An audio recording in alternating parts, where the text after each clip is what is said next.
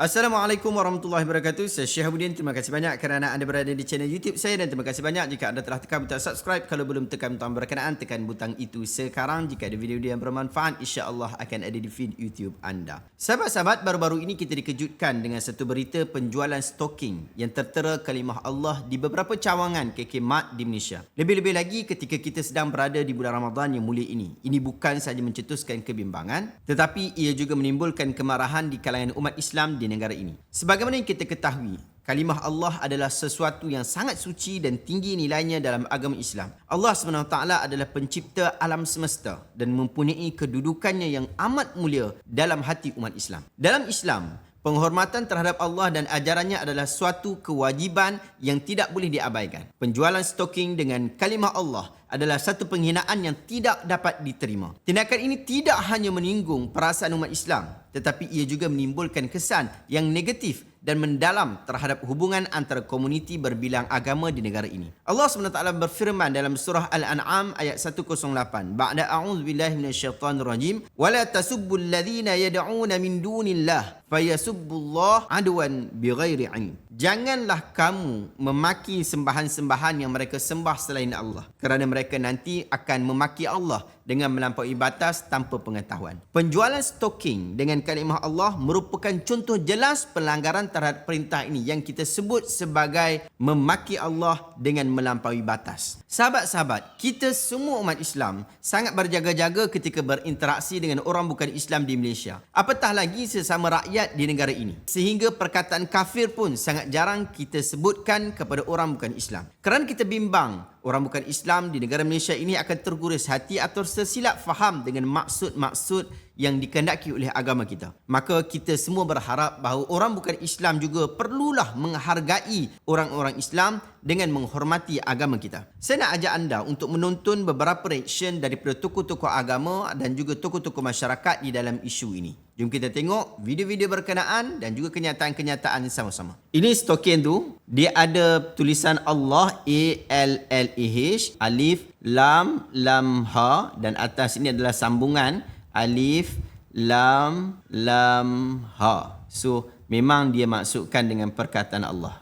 Kata Ustaz Hanafi Nasai, isu stoking di KK Supermart, perkara yang berlaku ini adalah satu kebiadaban yang terancang. Oleh itu, pertama, rakyat Muslim yang Allah SWT ada nilai dalam hatinya kena boykot KK Mart dan semua pihak yang terlibat dengan kerja hina ini. Yang kedua, pemerintah Muslim mesti mengambil tindakan undang-undang kepada pihak yang terlibat. Apa yang berlaku adalah sengaja dan bukan kekhilafan. Semoga Allah memberi hidayat kepada mereka. Jika hidayat tidak tertulis untuk mereka, maka semoga Allah hancurkan mereka dan dunia yang mereka bina. Kemudian saya nak ajak anda untuk kita tonton satu kenyataan daripada Wabi Akmal. Ketua Pemuda UMNO Dr. Muhammad Akmal Saleh menempelak Setiausaha Agung MCA Chong Sin Woon.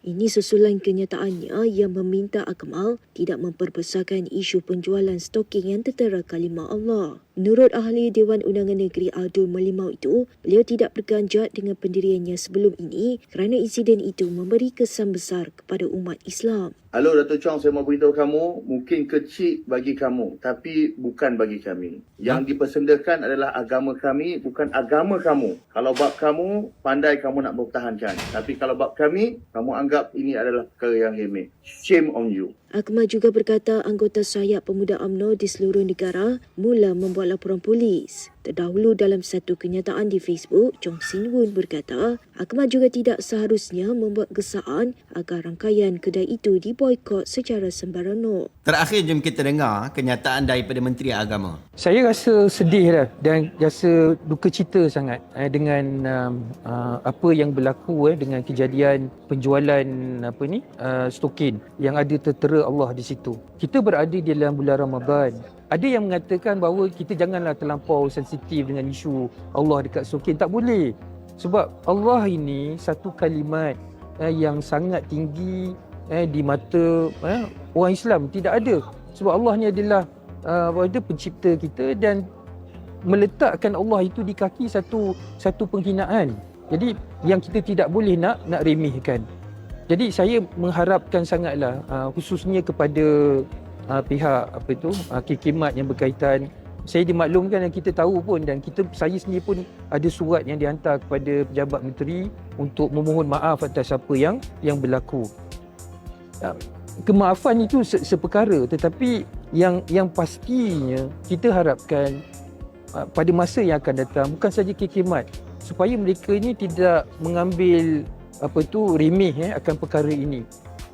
Mana-mana jabatan dalam tempat tu, audit ke apa, kena buat, tengok dulu barang-barang yang nak dimasukkan, sebab perkara yang sensitif ini kadang susah kita nak maafkan. Jadi nasihat saya yang pertama, semoga pihak khidmat dan juga pemborong-pemborong lain, penjual untuk mengambil iktibar apa yang akan berlaku. Isu ni sangat sensitif dan kena beri ruang kepada orang Islam. Memang mereka rasa marah sebab ni dalam bulan Ramadan dan apa yang berlaku di situ.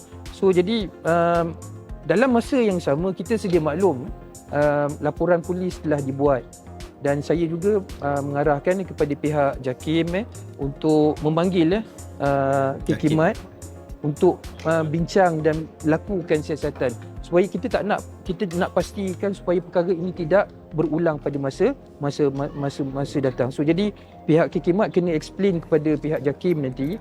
Saya tahu pihak khidmat ni telah memaklumkan kepada pihak NGO dan sebagainya. Yang ni secara rasmi mungkin boleh berjumpa dengan pihak JAKIM untuk memberikan penjelasan, dan saya memohon kepada rakyat khususnya yang beragama Islam untuk tenang dan berikan kepercayaan kepada pihak berkuasa untuk jalankan siasatan. Polis akan jalankan siasatan. Saya harap pihak polis, pihak JAKIM, pihak KPDN, HP untuk jalankan siasatan yang rapi. Kenal pasti punca siapa yang buat benda ni dan apa niat sebenarnya dia lakukan perbuatan ni. Jadi kita tak nak perbuatan khianat ini yang melibatkan kesucian dan satu perkara yang sangat sensitif dalam bulan Ramadan ni di kalangan orang Islam ni tidak berulang pada masa akan datang. Kita tak naklah, kita nak jaga perpaduan dalam negara kita ini dalam bulan Ramadan. Tak naklah sekali nanti berlaku sebelum daripada ni jual tamar, kita minta maaf, produk daripada Israel. Kali ni pula ada pula kalimah Allah dekat stokin. So jadi janganlah benda ni kita buat benda ni kemudian kita minta maaf. Tak apalah, kita hargai permohonan maaf yang dibuat itu tabiat kita lah. Sepatutnya bila berlaku kesilapan dan kita maaf, kita boleh terima. Tapi saya harap sangat agar isu sensitif sebegini yang melibatkan apa yang disebut 3R termasuklah religion, agama ini, kita ambil cakna demi kita nak memelihara perpaduan di negara kita ini.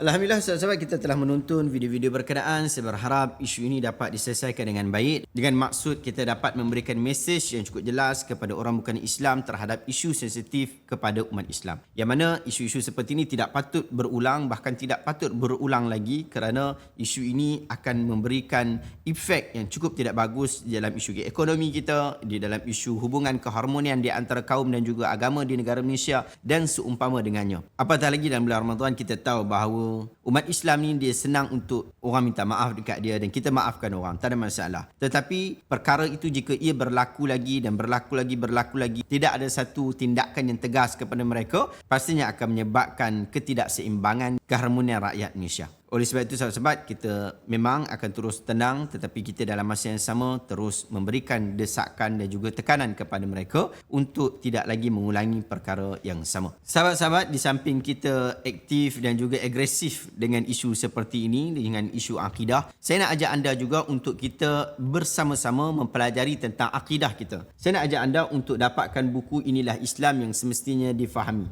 yang mana buku ini pernah dicadangkan untuk dibaca oleh Dr. Muhammad Asri Zainal Abidin sebelum ini. Dapatkan buku ini, saya letakkan link di bahagian description. Jumpa lagi dalam video seterusnya. Assalamualaikum warahmatullahi wabarakatuh.